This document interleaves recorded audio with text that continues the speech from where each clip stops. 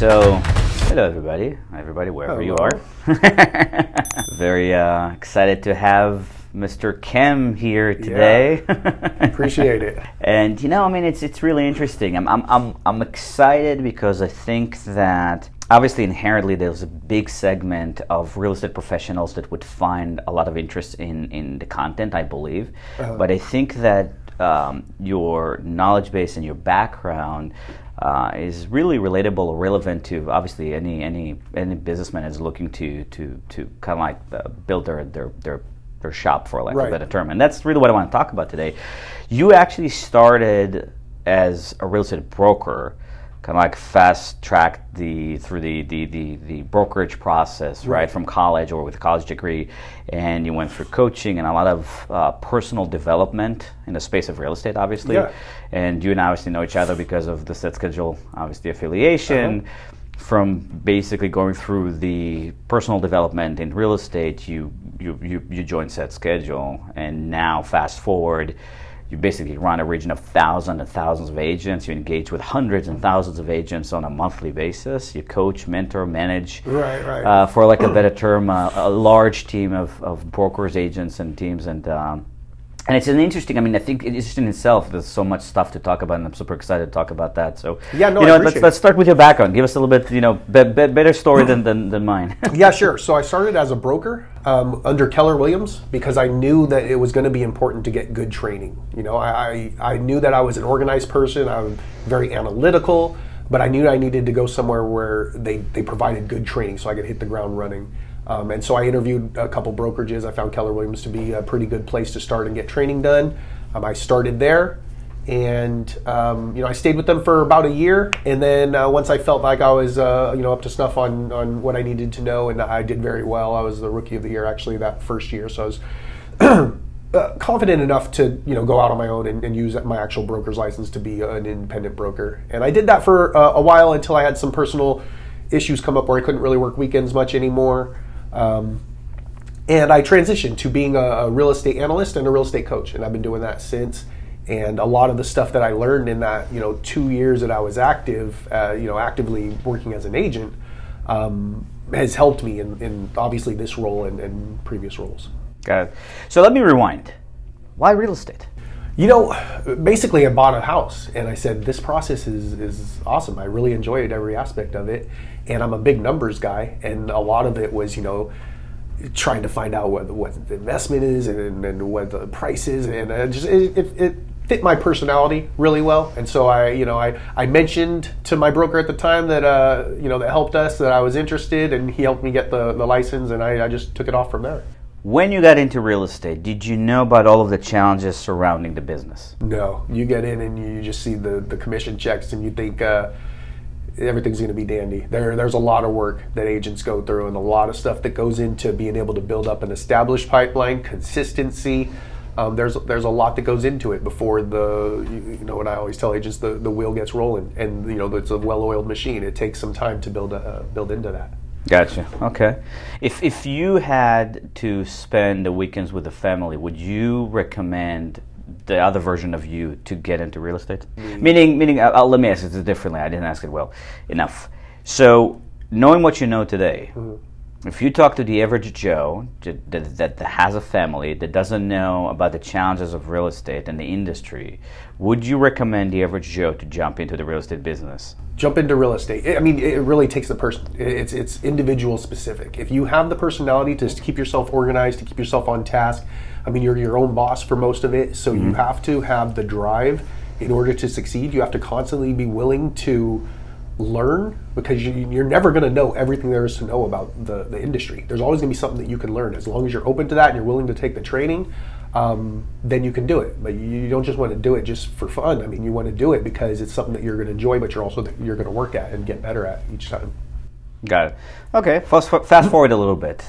Coaching. You said that you did some coaching. So how did you get into this? Why coaching? How did you do it? Oh, I wanted to continue. I was a personal trainer when I was in college. And so I was a gym manager, and I had a lot of, I have a degree in psychology. So a lot of what I like to do centers around being able to manage people's behaviors, and that was kind of my emphasis in college, and I always liked to do that. So coaching seemed like a natural fit. You know, I could use my psychology degree, I could use my experience as a personal trainer, I could use my experience as a real estate broker, and it kind of allowed all the skills that I've accumulated over my life to fit into that coaching role. And so it's something that I take seriously, that I enjoy doing very much, and it's a challenge, and it's something that I look to improve on all the time.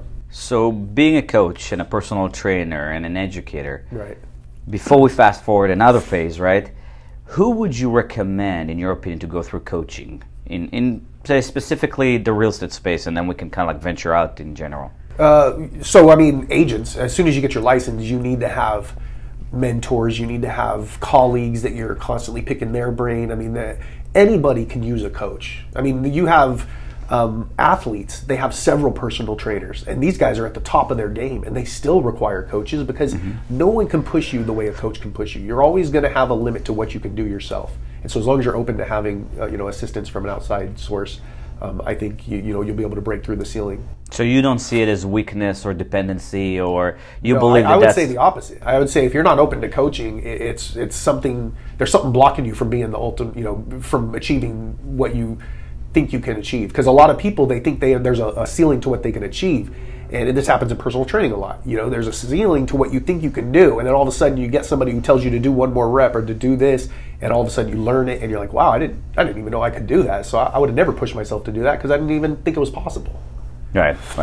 So jump to SetSchedule, right? I mean, we obviously, like I said, we know each other. And by the way, I mean, talk about mindset. I mean, you're sick as a dog. You can barely talk, and you still come here and talk about mindset and coaching and personal development. I like these talks where we're kind of spitballing ideas and talking about Yep. Obviously, that's what we're sitting together, right? And so jump to SetSchedule, right? Jump into SetSchedule. So you went through the evolution of obviously the sales training, development, etc. You made a decision to be part of SetSchedule.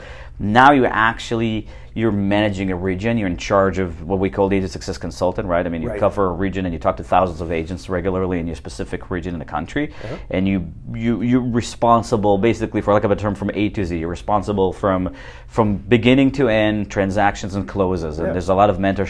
The way I tell my agents is I'm responsible for you seeing success here, and so we're going to do everything we can to do that. And a lot of times it's a symbiotic relationship. You tell me how things are going in your area. I can give you pointers. I can give you coaching. I can help you when you come into obstacles. There's a lot of things that you can do with someone by your side that you can't necessarily do on your own. Okay, so let me ask you this: do you see any difference between? So you're a coach, right, and now you are a success consultant, right? Do you feel that there's any difference in the conversation that you had before and after in those two positions when you talk to an agent? No, not at all. I mean, it's very, very similar. I mean, the reason I got into it is because the skill set is applicable. Part of it is training to use our platform efficiently, and because I have the background of being in their shoes at some point, I know the obstacles they run into, and I know how to best tackle certain situations. And so I think that all that does is play into a specific agent, and every agent is different. But no, I think as a success consultant, you are really a coach to help them utilize the platform to see success. Because most of the agents are very, very good at what they do. They have that down. Most of our agents. But they haven't necessarily used our platform to take it to the next level. And let's talk about that, just so everybody's kind of like in the same ground zero. Obviously, this is not a commercial, but it's part of the conversation. The SetSchedule platform is a technology platform, right? It has several multitude of SaaS products, software service products. One of the core products is the agnostic marketplace of aggregated leads. Right, we call it a referral radar, but basically it's a marketplace that aggregates leads from very well-known names such as Realtor.com and Homes.com and Facebook.com and others. But the point is that the end user, the realtors, right, the agents, the teams, the brokers, they come, download, and start to use the system. They go into the marketplace product inside the platform, and they start to consume leads.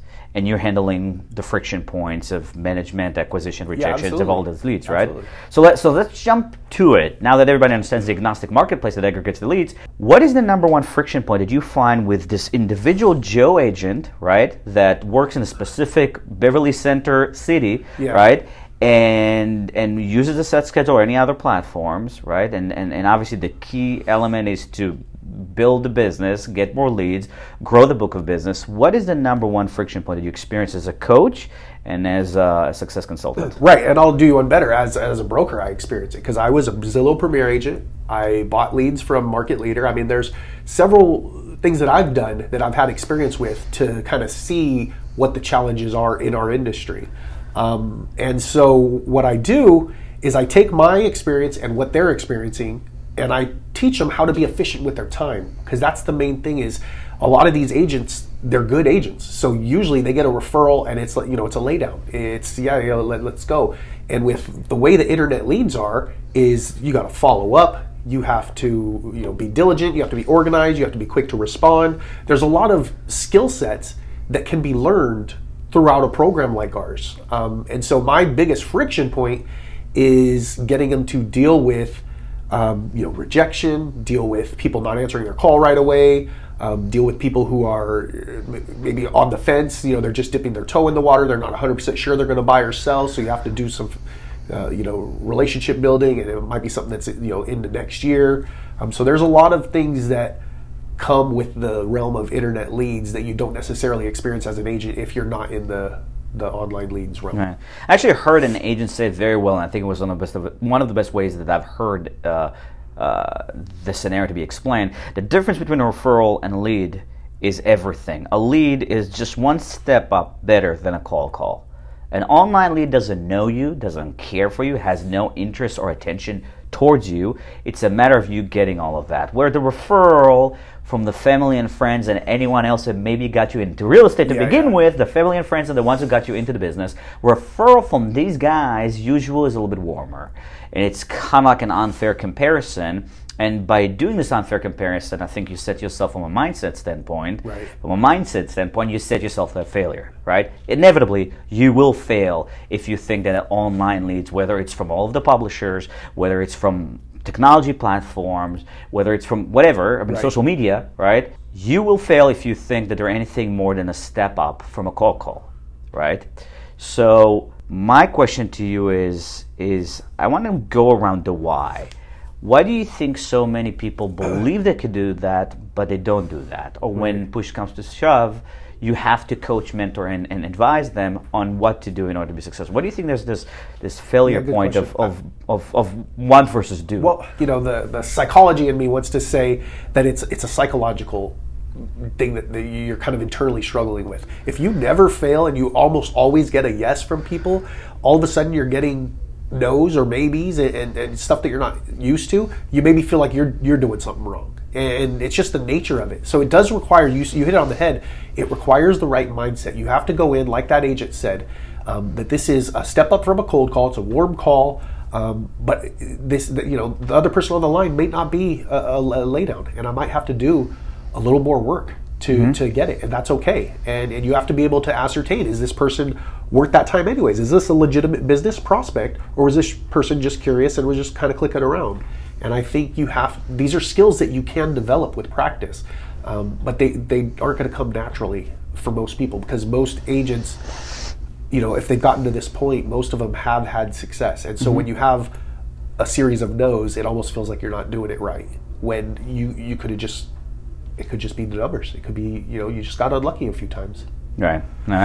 And another quote that I really liked that I heard before, it was about reviews, right? I mean, using the Uber model of passengers and drivers' reviews. I mean, there are a lot of passengers that have that too, 5-star reviews. And I remember the speaker that said, I feel so sorry for the person that gets the first non-5-star review on their Uber profile, right? Not that I care, but it's just funny because it's true. It goes to your point that at the end of the day, if you want to grow your business, inevitably the pull of the referrals from your friends, families, and anyone that got you into business will dwindle down. Right. It will dwindle down. I mean, if you want to be the biggest agent on the block, you're probably going to need to keep building the business from those step-up cold calls, or even cold calls and door knocking. That's part of life. And I think it applies to any business. But let me ask you this. What would be your first advice to, specifically, let's talk about realtors, right, that go the online lead route? What would be the first advice you would give an agent? Well, you mentioned something. You mentioned failure. And failure, the thing is that failure is not weakness. Needing coaching needing advice is not weakness. So just, you need to get that out of your head. It's a mindset, right? That's what this is all about.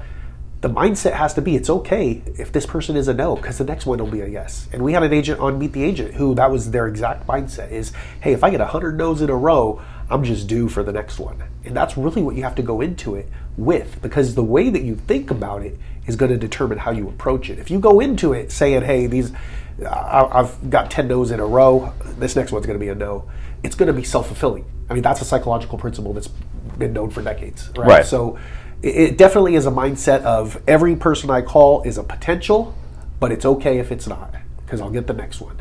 So let me ask you this, because I obsess over helping everybody, right? We want to be able to put content out there to help everybody. We want to put coaching and training out there, but we know that inevitably, a big chunk of people would watch it, would turn it off, and do nothing with it. They'll say, yes, I'm going to do it on Tuesday, and on Thursday, 10 a.m., they don't do it.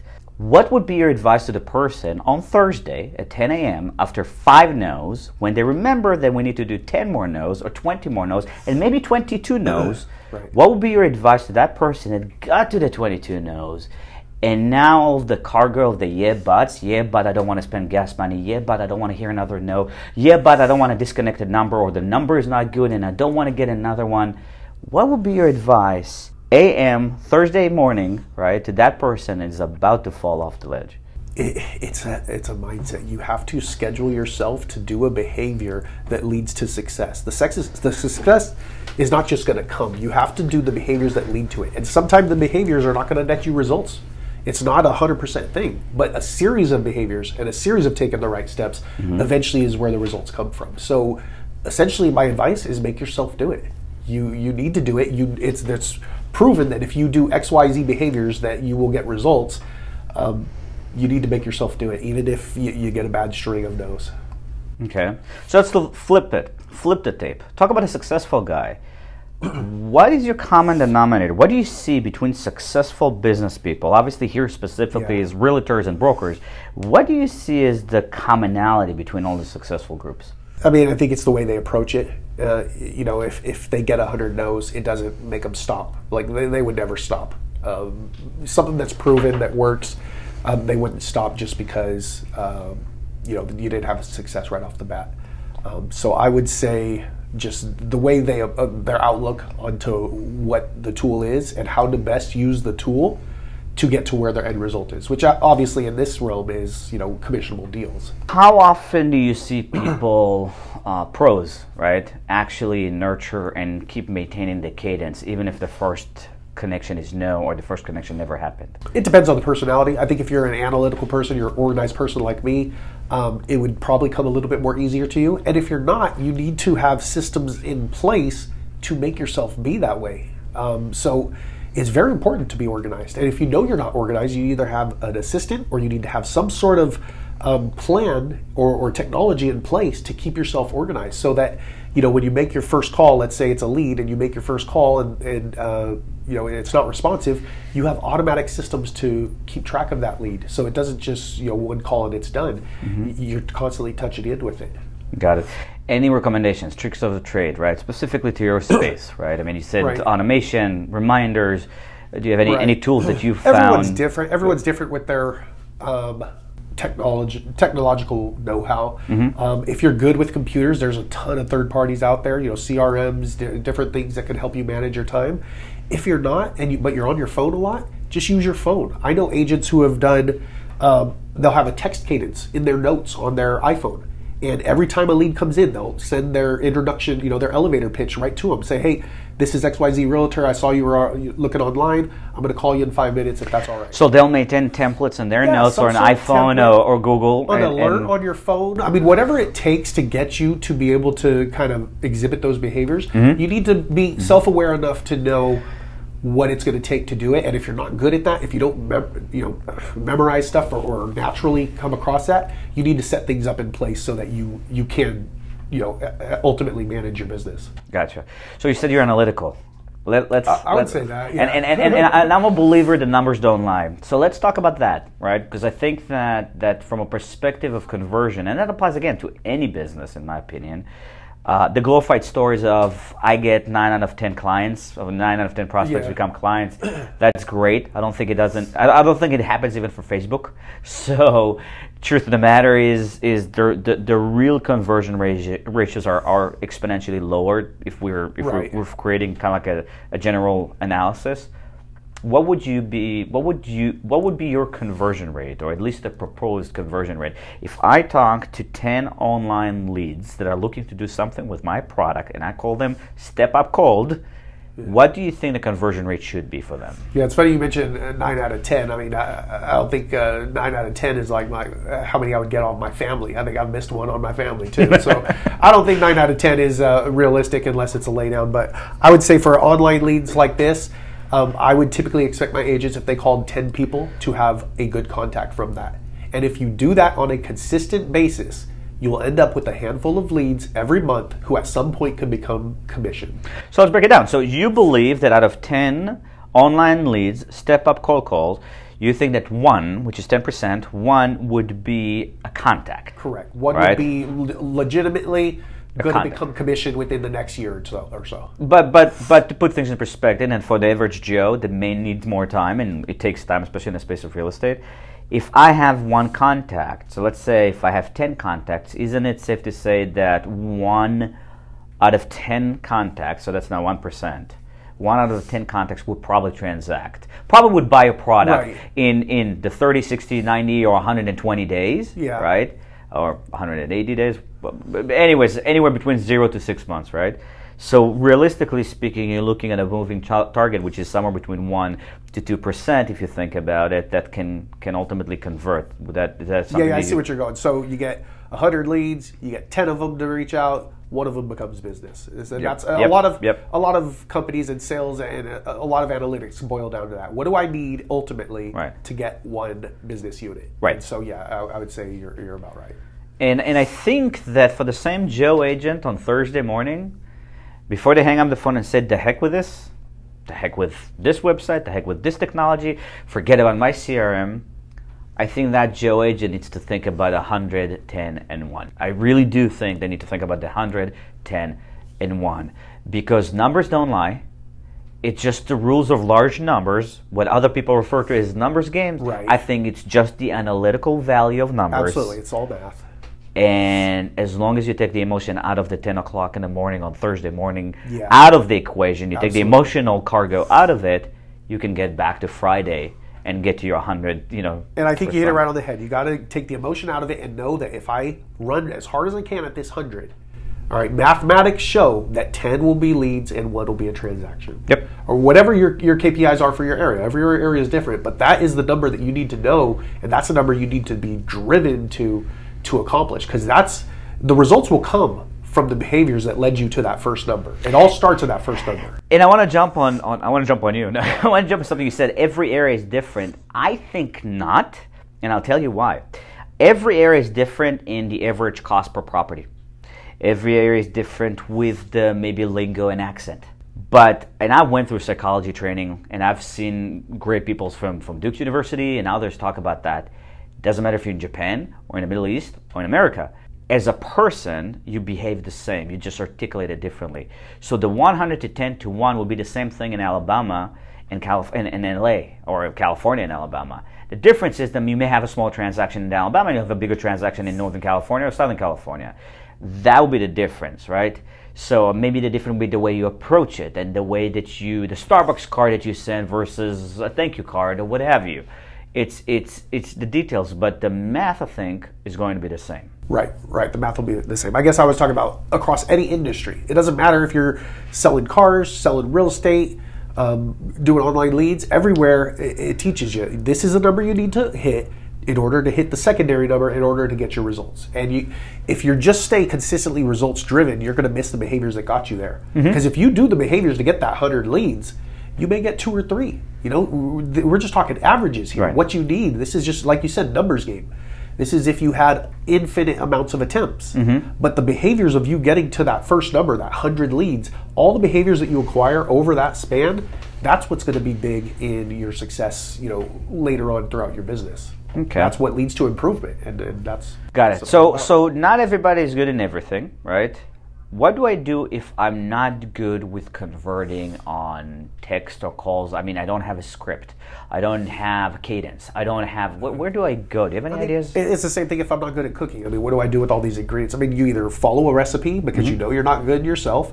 You hire a cook if you need help and you know you need help. There's a lot of help that you can do when you're not good at something to at least be serviceable enough to get to the stuff that you are good at. And so if you're a great decorator of cakes, but you're horrible a baker, then fine, have somebody help you with the baking. Follow the instructions to a T, and then when it comes to decorating, do your thing. So you need to be self-aware enough to know whether you need an assistant, whether you need a third-party CRM that can do a lot of your work for you. You need to be aware that those things exist and that they can only help you. So we talked about advice, we talked about ideas, we talked about the fact that you're good in analytics, maybe you're less emotional, you're more technical, whatever the case may be. But I think that there is kind of like a ground zero foundation, right, that every business has to have, right? I mean, if we have our 800 number, we probably want to have to make sure that someone answers the phone, right? What's your, what would be your advice to agents in terms of setting up the technology, setting up their business, and making sure that they operate correctly? Sure. So when we talked about analytics, we were talking about kind of my skill set and how I've utilized my skill set to find success in other realms. You don't have to be super analytic. A lot of people, especially in real estate, they're very, very good with social intelligence. And so if you're not as analytical, but you're a monster in front of people, monster in a good way, then utilize what you know and do best, and find something to help you manage the other stuff. For example, I see a lot of agents, they'll make simple mistakes, like letting their voicemail get full, or not responding immediately when a lead comes through. Little things that you can easily correct that significantly hamper your success. Right. And so if you're not good at cleaning out your voicemail, I know my wife has 1,000 unread emails in her inbox at any given time, and I have none because I'm a little bit obsessive compulsive about it. If you're not good at managing something, you need to, it just all boils down to, you need to know what you're good at and what you're not, and get help in the stuff that you're not. And I agree. I completely agree. I obsess over the opportunity, right? If there's an opportunity, and it's an opportunity to buy the product that we sell, that I sell, I want to make sure that we have the best, the easiest journey and path to success. So set up your voicemail system, set up an answering service, right? It's extremely easy to have an answering service that can pick up the phone for you 24/7. Set up a CRM. So when you get an email, you can take this information and parse it into your CRM and create cadence and automation around your CRM. Have 5 or 4, follow-up text messages that are automated, right? Enrich and research the data to see if you can find an alternative email or phone number to your clients, or your prospect, I should say, to follow up with them. Right? Take the excuses and the yeah but of the equation and focus in the journey, the UX and the UI flow of your opportunity. Because one opportunity or 100 opportunities, these are the numbers that are ultimately going to translate into the business that you need to close. The business that, whether you're happy or not unhappy, you talk about every time you go and grab a drink. Right? That starting point of the funnel, the top of the funnel, a lot of us are focusing on critiquing and complaining and finding the reasons why the bottom of the funnel is not good enough, but we mess up the top of the funnel. Focus on the top of the funnel. The bottom is not good enough, is because the top, if the top's not taken care of, the holes are going to show. And I think one of the things you touched on is a lot of agents, that's a daunting task. Either they don't know that those tools exist, or they feel, maybe they're not comfortable enough with the technology that is required, the knowledge to maybe be able to utilize it correctly.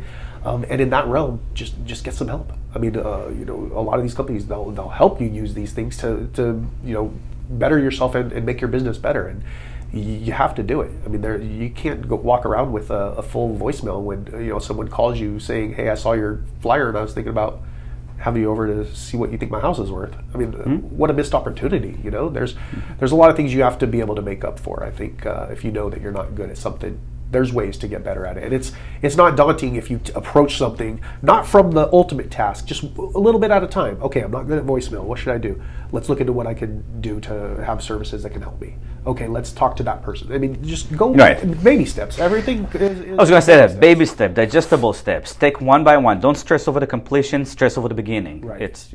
Absolutely. Okay. Well, thanks so much.